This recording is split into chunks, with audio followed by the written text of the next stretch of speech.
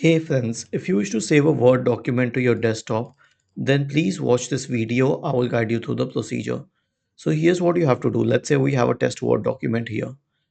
Click on File, select Save As. Now you will have to click on Browse, then select Desktop as a location, mention it as Test 1. Okay, and hit Enter. I'll tell you everything about it, and it is saved to the desktop. But there is a catch with this. This is why this we are making a separate video on saving it. Otherwise, I would have just made it how to save a document.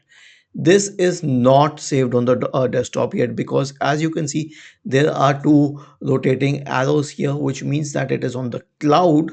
It is not on the local storage. So close this document and double click on it, and you'll see a green tick here, and that's when it is saved. Okay, mostly when you close it in a few seconds, it should save if the internet connection is good and OneDrive sync is turned on. So this is one part. If you want to make any changes and then save it, you can automatically click on save. But here's one thing: if it is saved on the desktop once and you saw that green tick and you opened it, auto save will automatically be on.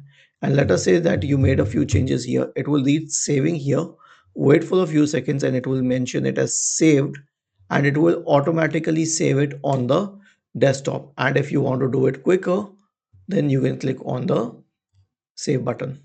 Okay, though usually we are not in the habit of doing it these days, it just gets saved automatically. So that's how we do it. That's how you can save a document on the desktop.